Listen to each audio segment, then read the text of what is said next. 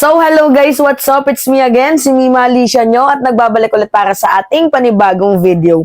So, ngayon nga po mga minamahal, galit na galit yung mga nagmimimulmower. Sorry, yung mga nagpi-people power 3 doon sa sa EDSA. Kanino sila galit? Dito kay Father Jerome Siciliano. Ayan, kilala niya si Father. Yan. Sa mga hindi nakakaalam mga minamahal, si Father po yung nagpadala ng letter doon sa Philippine National Police na kung po pwede lang ha, naalisin o pinapalayas ng pare yung mga nagmimimulmower doon. Nagpi-people power. Kasi nakakaabala po sa kanilang ginagawang pagsamba. Di ba, ang ingay-ingay, hindi po sila nakaka-focus, nawawala po yung sacredness ng kanilang pananampalataya. So ngayon, mga minamahal, yung PNP doon, naglagay ng barikada. So parang ang nangyari, tinaboy sila doon tapos pumunta sila sa mall. Ang nangyari naman sa mall, pinatayan sila ng ilaw. Tawang-tawa ako. Kaya nga mga minamahal, galit sila dito kay Father Jerome Siciliano. Alam nyo ba kung ano yung sabi ng mga DDS? Lulusubin daw nila yung simbahan ni Father Jerome Siciliano doon sa Arch Shrine of Mary, Queen of Peace. Lulusubin daw nila dahil hindi daw po kinikilala ni Jerome Siciliano, ni Father Jerome Siciliano, yung kanilang rights. Batay po sa 1987 Constitution. Oo, meron kayong rights, di ba? We are living in the democratic country. So, bakit ipagkakait ng gobyernong ito ang kalayaan ninyo? We have just our own rights. Bawat tao ay may kanya-kanyang rights. Ang problema kasi, itong sa EDSA mga minamahal, masyado na pong makalat. Oo, doon na lang po umiihi. Yung iba ang aantot na, nangangamoy, ang baho na talaga, mga minamahal. Oo, sa sobrang baho, meron pang ang vlogger doon na tinabunan yung kanyang yung supporters, tinabunan yung kanyang ilong kasi mayroong isang vlogger doon na nangangamoy yung kilikili. Ewan ko kung kilala nyo to. Ewan ko kung kilala nyo tong vlogger na to. Ayan o, nakikita nyo yung picture. Diyos yun naman. O, hindi ko kilala yan ha. Pero sabi vlogger daw yan. Tingnan niyo yung reaksyon ng nakaganon. Talagang mimulmower mo. Talagang literal na power lang yung walang people. Power lang. Kilikili power. Ay, Diyos me. Nakaganon yung nakita niyo naman yung naka-red. Nakaganyan lang siya. Antot na antot sa sa kilikili ni Akla. Diyos me, yun naman. Hindi ata ito mga naliligo. Ang dugyot. Diyos me. Anyway, okay. Going back sa ating sa ating pinag-uusapan. So, itong si Father Jerome Siciliano, ang father po ng Arch Shrine of Mary, Queen of Peace. Yung kanilang simbahan po is located lang din doon po sa may EDSA. So, ngayon nagreklamo siya kasi ang ingay. Oo. Tapos, naabala na po ang kanilang ginagawang pagdarasal, parang nawawala yung sacredness. Oo. At mga minamahal, inabin din ni Father Jerome na siya yung nagsuplong dito sa mga DDS na to. Pakinggan nyo tong balitang to ha. Pakinggan nyo muna tong balitang to.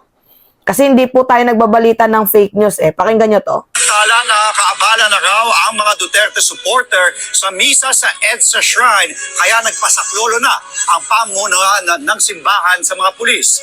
At narinig nyo, nagpasaklolo na yung pamunuan ng simbahan sa mga pulis.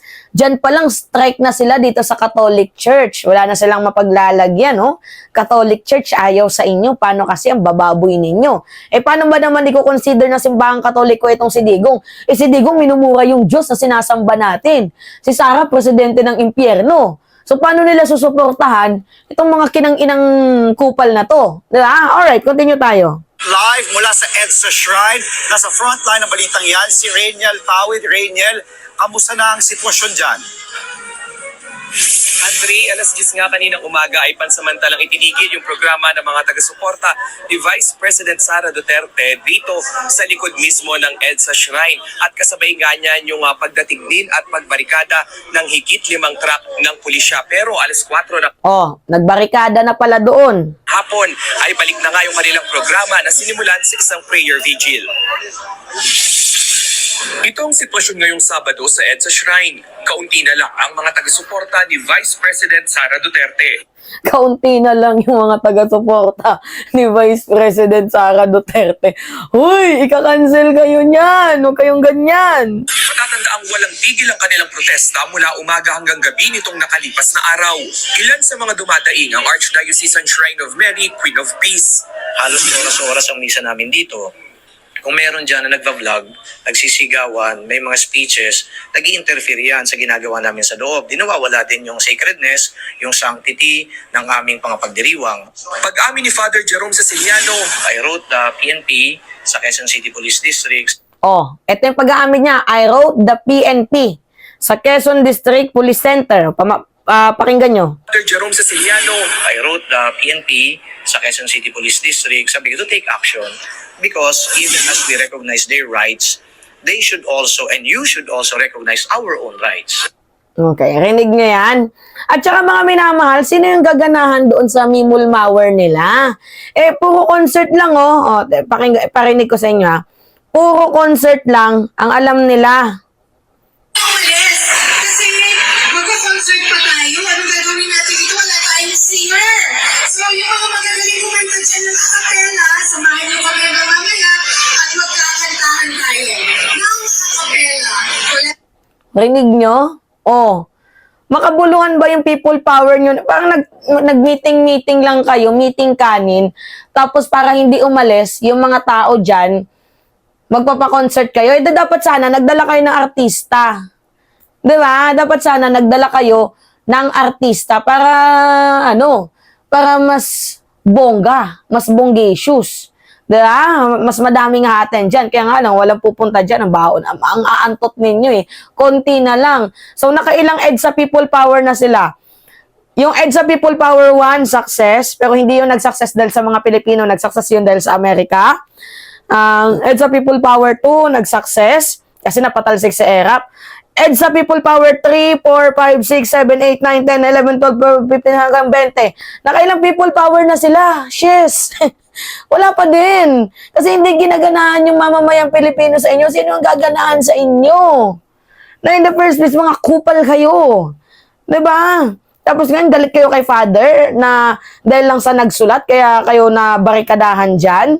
Lulusubin daw nila mga minamahal yung simbahan. Sabi ng isang vlogger na napanood ko. Ano ba naman yan? Hindi nyo na nirespeto si Father. Syempre, kailangan natin doon ng sanctity. Diba? Tapos kailangan din doon may peace kapag nagsisimba, hindi yung babastos talaga nila, no? Wala talaga tayong aasahan. So yun po, mga minamahal, just a quick update. Kasi yung nagsalitang padre, balak daw po nilang lusubin. Eh, talaga, pag nilusob ninyo yan, baka tumaob yung bangka ninyo pag nilusob nyo yan. Alright, mga minamahal. So, yun po. Anyway, it's me again, si Mima Alicia nyo, at nagbabalik ulit para sa ating panibagong video.